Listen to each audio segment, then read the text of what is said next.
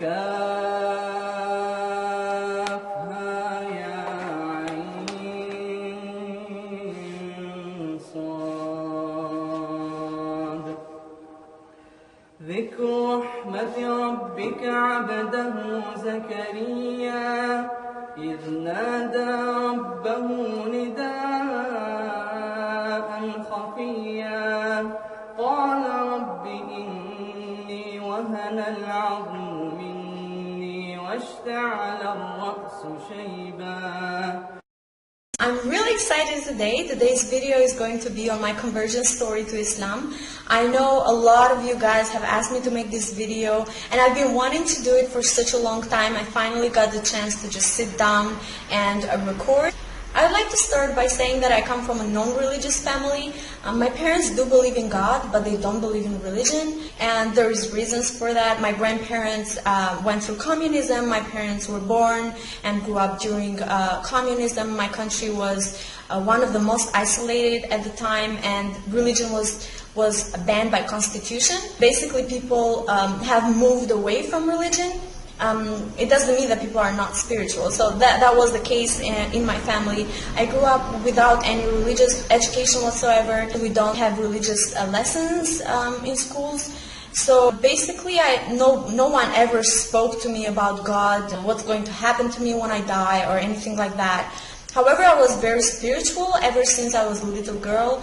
I used to always ponder about life and the purpose of my existence, why I am in this world, what is going to happen to me after I die, why the world is so complex and who created it, what's the purpose of us being here. So I always had these thoughts in my mind, and I used to meditate a lot. Ever since I was very little, I used to go out in the garden and just look at the stars at night and just think, who created these stars? It's just such a perfect creation. When I was about 9 years old, I started going to church. Now, nobody in my family went to church.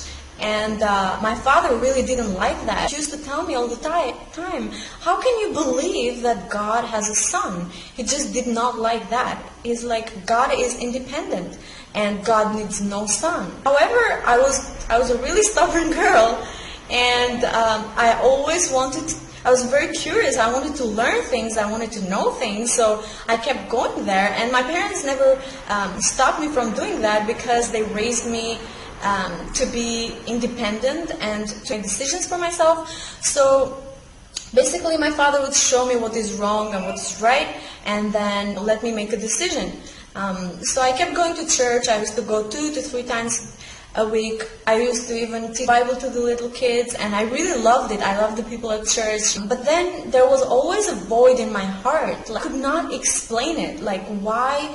Why I have this religion, I'm reading the Bible, but there are still things that I keep wondering about and I can't find answers to. And then later on, I moved to the States, and there I continued going to church. Before that, I tried different churches. I went to Orthodox church, to a Protestant church. In the States, then I tried different churches as well, and I used to do that every week. However, I had a lot of questions I couldn't find the answers to. For example, the Trinity. I couldn't wrap my head around that. I couldn't understand it. How does it work? And every time I try to ask questions, the answers are not satisfying. People are just like, oh, well, that's the way it is, right? You just believe in it. However, for me to believe something, it needs to make sense to me. It has to make logical sense, and it has to be something rational. Anyways, I went to the States, made friends from all over the world, and I used to go to parties with them. And I'm seeing all these college kids, they're drinking and they're smoking, all kinds of crazy things. And I felt really, really uncomfortable. Every time they would offer me a drink, I'd be like, no, I don't want it. Well, why don't you want it? Don't you want to have fun? I'm like, well, I can have fun without drinking. I really hated the peer pressure, why people weren't themselves and they were just trying to fit in and live the college life, right? So I felt very, uncomfortable in that kind of environment. And then at the same time, I was doing a lot of activities back home. I was on TV, on different shows, I used to do acting, I was an MC for many concerts, and just a lot of places and activities in which I were in the center of the attention. So I was doing the same thing even when I was in the States. I was traveling, and I really loved it. Like, I was getting the things that I always wanted for myself. At the same time, I was going through a lot of struggles. I was just thinking about the people that surrounded me and life in the States, which was very individualistic to me. I see people working all the time, and they're running to work. They're just like doing things, drinking in the weekends, but I see that they're not happy, even though they are doing all these things. I'm like, what is the purpose of you working all day long, just barely paying bills? These people are not happy. They go shopping, but they're not happy. I see all these girls, these women trying to always dress up. I'm not saying there's anything wrong about that, because I used to do that. I still do that.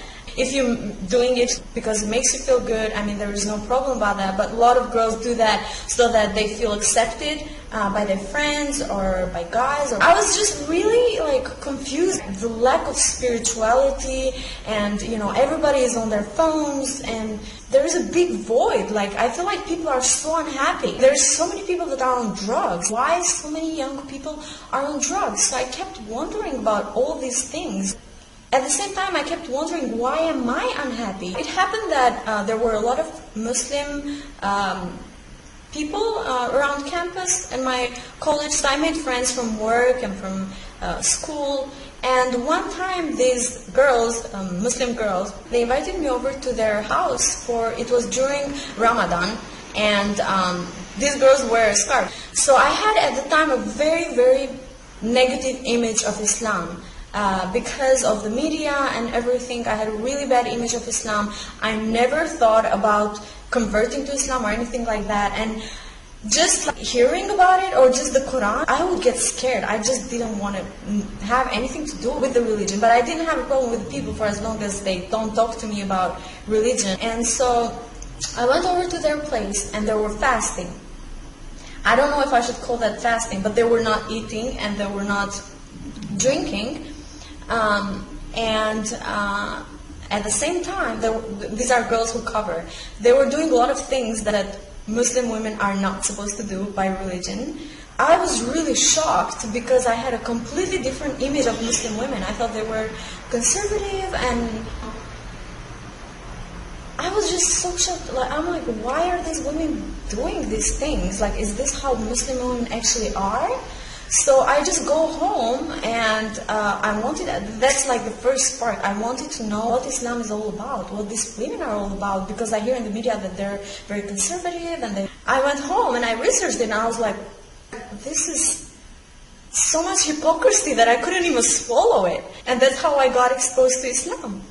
I did not know at the time that all it takes for someone to be a Muslim or to be called a Muslim is for them to declare that there is no God but God, and Muhammad, peace be upon him, is his prophet, believe in the angels and the holy books. But I didn't know that there are a lot of Muslim people who do things that are completely against religion.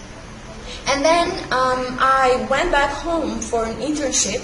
I was wondering how I can grow spiritually, and how I can become a better person, how I can understand this world, and how I can find answers to all these questions I have, how I can fill this void I have in my heart. And I figured the only way I could do that was to humble myself, to open my mind and open myself to new ideas and new experiences. I started, because I got interested in Islam, I started watching videos, and my mom started freaking out. And her reaction was really not good. So I kind of had to hide that. I was really confused during that time. Then in September, school started again, so I went back to the States. I was taking a class on different world religions, so I was learning about different ideologies, theologies. I then searched Islam and what does it mean, and it means a voluntary submission to God. It's not just a submission, it's a voluntary submission to God. And I was wondering, why why do people submit to God, or why should people submit to God? I kept pondering. I'm like, everybody is following something, everybody is worshiping something, everybody is submitting something to something, whether it be money, whether it be fame, whether it be a religion, whether it be drugs or alcohol. Everybody is submitting to something. So I said, then why not submit to something that is worth submitting to?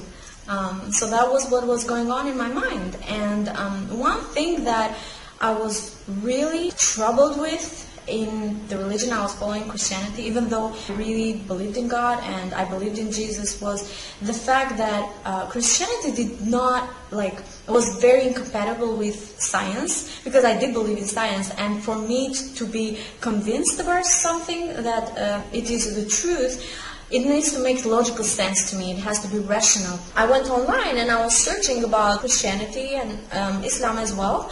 And then I was just blown away because I found verses of the Quran that were obviously revealed 1400 years ago, and one that later proved in the 19th century. And I was, wow, this is mind-blowing to me. I went and I researched Quran. It was the very first time that I wanted to play Quran. I don't know why, but I was always scared to even listen to it. That's how powerfully media impacted my thinking. Anyways, I just YouTube in the Quran. I played the first chapter, Surah Al-Fatihah. And as soon as I heard it, I don't know what happened to me. I kept crying. I replayed that for 6 hours. It penetrated my heart so deeply that I just don't know how to explain it. It was just so powerful. And I learned it in Arabic that same day as I was playing it. I don't know, I was just so impacted by it. I couldn't stop crying. And then I said, there is no reason for me not to believe in this. I already believed in Christianity, and one of the wonderful things about Islam was that I didn't have to give up Christianity. I still believe in Jesus, but I just believe that he's a prophet. I went to the restroom, I washed my face, and then I ran to my friend and I said, I want to become a Muslim. She's a Muslim girl. I said, I want to become a Muslim. I want to say my shahada. Can I say my shahada? That was the most wonderful thing that ever happened to me. And then after that has been a really long journey, a beautiful journey, but at the same time very challenging. It's not easy to be a Muslim convert living in the West. But that's a completely different story. Perhaps I will share with you another time. I hope you really liked this video and enjoyed it. If you did, please subscribe to this channel, like this video, share it with your friends, and keep an eye for my next videos. ولم أكن بدعائك رب شقيا وإني خفت الموالي من ورائي وكانت امرأتي عاقرا فهب لي من لدنك وليا يرثني ويرث من آل يعقوب واجعله رب رضيا يا زكريا إنا نبشرك بغلام اسمه يحيى لم نجعل